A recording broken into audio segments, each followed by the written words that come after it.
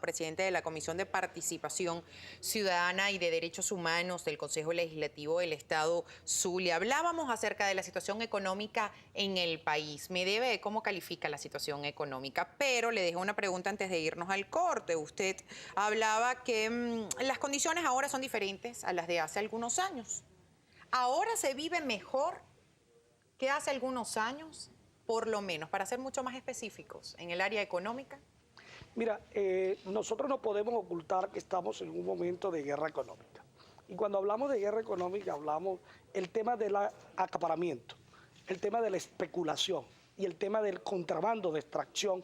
Son elementos que desde luego están bien estructurados por organizaciones donde el gobierno está haciendo un esfuerzo a través de la SUNDEN importante para combatirlo y regular el tema especulativo que hoy existe en nuestro país. En segundo lugar, cuando se compara, oye, si hoy se vive mejor que en la década de los 80 y que de los 90, podemos hoy diferenciar lo siguiente. Fíjate, ¿no? Yo quiero mostrar esta lámina porque es bien importante para los venezolanos y venezolanas que conozcamos cómo es la política de inversión que efectivamente el gobierno diseñó en esta década y que gracias a la revolución se llegó a los venezolanos y venezolanas. Esta es la inversión de ingresos desde 1984 al 98. Se habían obtenido, y aquí podemos apreciar que se ingresaron 222.652 millones de dólares y solo se utilizó para la inversión social 80.608 millones de dólares.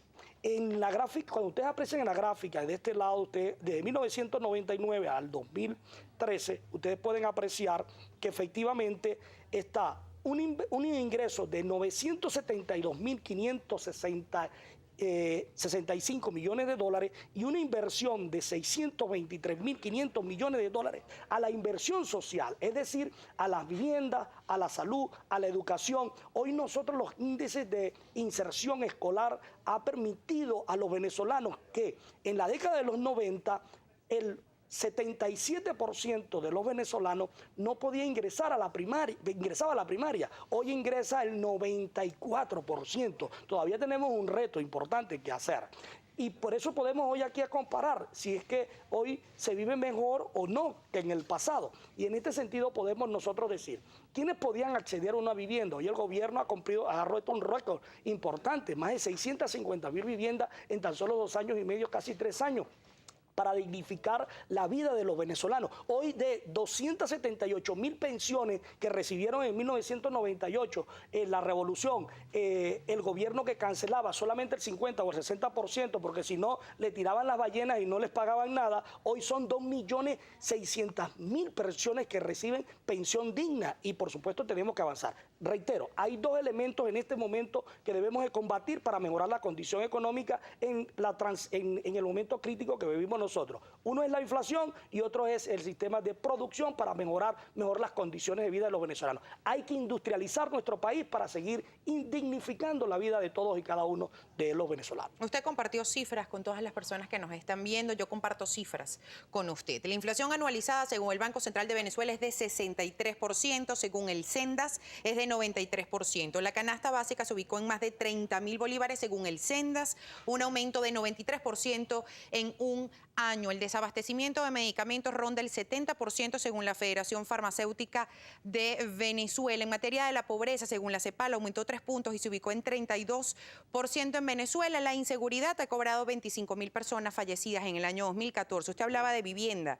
Se requieren 15 sueldos mínimos para adquirir una vivienda a través de una política habitacional, según Aquiles Martínez. Usted hablaba de educación. La educación pública fue la que tuvo más impacto por la inflación. Subió 157,5% según el Sendas. ¿Guerra económica o incapacidad por parte del gobierno? Usted hablaba de inversión. ¿Cómo se materializa esa inversión con estas cifras? Mira, es guerra económica, indudablemente. Nosotros tenemos que entender que estos mecanismos deben de mejorarse cuando pongamos todos el esfuerzo, los venezolanos y venezolanos, en no estar acaparando, en no estar especulando, en no estar haciendo el contrabando de extracción que efectivamente existen hoy en nuestra realidad.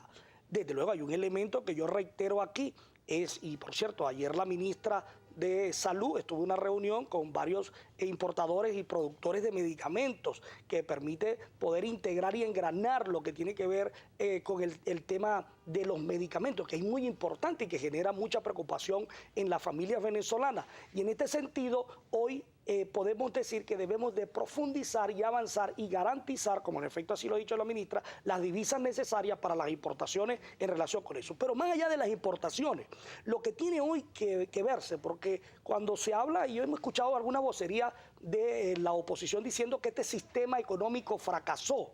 Nosotros les decimos, y yo quiero aquí decirle al pueblo venezolano, este sistema económico realmente fracasó. Oigan bien, este sistema económico realmente fracasó. ¿Saben cuál? ¿Cuál sistema económico? El sistema rentista, capitalista, salvaje que cumplió el año pasado 100 años. Es decir, nosotros tenemos que diversificar nuestro aparato productivo, industrializarlo. Es decir, no podemos seguir siendo monopolistas o monopolizando la economía venezolana. Es decir, vivir solamente de la renta petrolera. ¿Qué es lo que eso es lo que está pasando ahorita. Y eso es lo que está pasando y transcurrió durante 100 años. Es decir, nunca tuvimos una planificación para poder industrializar el país y se comenzó, a propósito de la revolución, a los efectos de poder diversificar lo que es nuestra economía en lo agrario, en lo pecuario, en lo industrial. Es decir, todo un esfuerzo que tenemos que hacer. De tal manera que cuando ellos afirman que nuestro sistema económico fracasó, apenas está comenzando, porque estamos construyendo el nuevo modelo económico socialista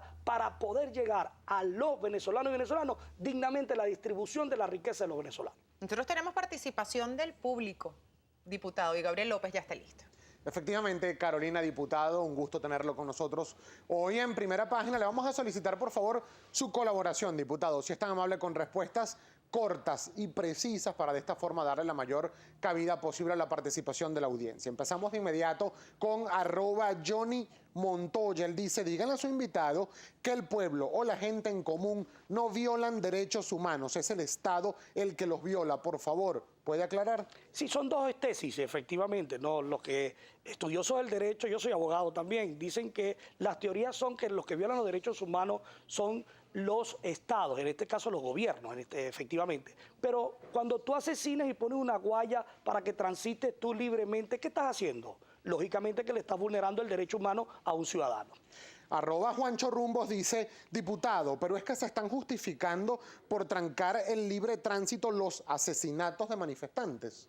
No, efectivamente allí pudimos apreciar en el año pasado que existieron también personas como funcionarios públicos que perdieron la vida también, producto de los hechos violentos de personas que protestaban violentamente y armados, y desde luego perdieron la vida tanto funcionarios que estaban en el ejercicio de su función de poder garantizar la paz y la tranquilidad, mientras que también han ocurrido personas que estaban en la protesta y que efectivamente son repudiados. No podemos diferenciar aquí. Los 43 muertos del año pasado, todos y cada uno de ellos nosotros repudiamos los hechos violentos en este sentido, porque son venezolanos que perdieron la vida, de tal manera que debemos de garantizarles los derechos humanos a todos. A propósito de su comentario sobre la responsabilidad personal de este policía nacional bolivariano que asesinó al joven en el estado Táchira, Víctor Drax pregunta, si la responsabilidad penal es personalísima, ¿qué hace Leopoldo López preso?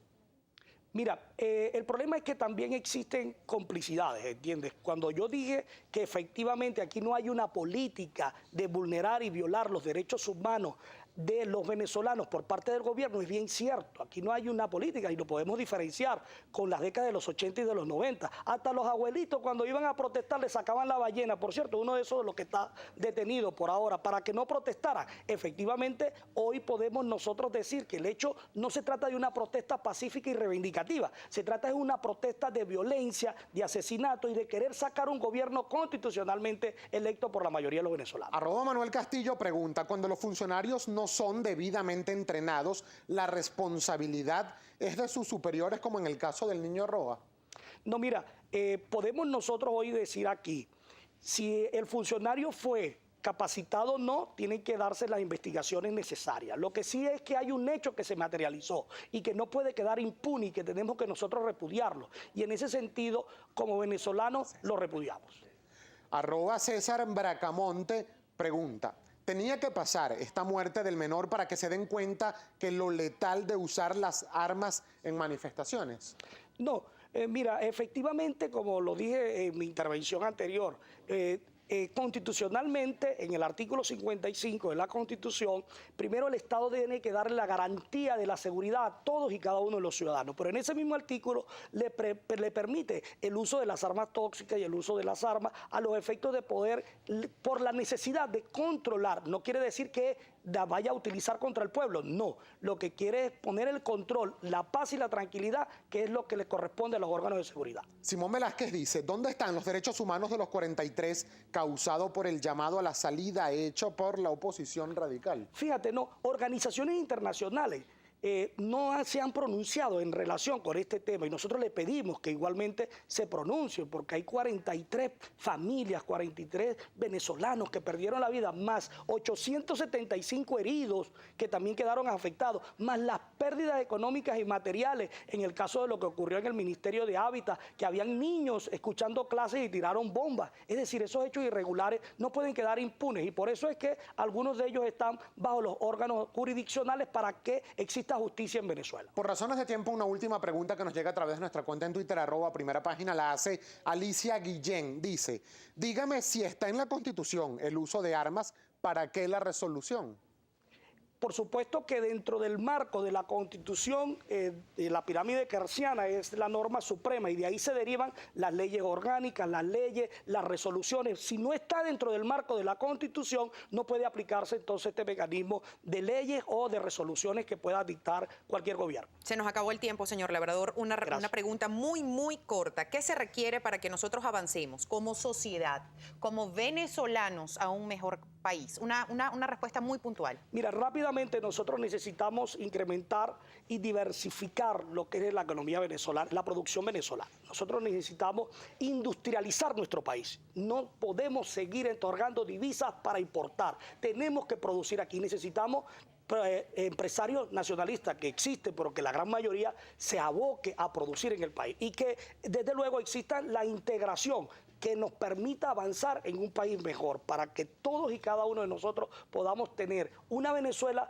como potencia, que es uno de los legados que nos dejó Hugo Chávez Frías en su legado número 3. Nos dijo, Venezuela como una potencia económica para todos y cada uno de nosotros venezolanos. Muchísimas gracias. Gracias. Al diputado Eduardo Labrador, a partir de hoy, presidente de la Comisión de Participación Ciudadana y Derechos Humanos del Consejo Legislativo del Estado Zulia, 7:58.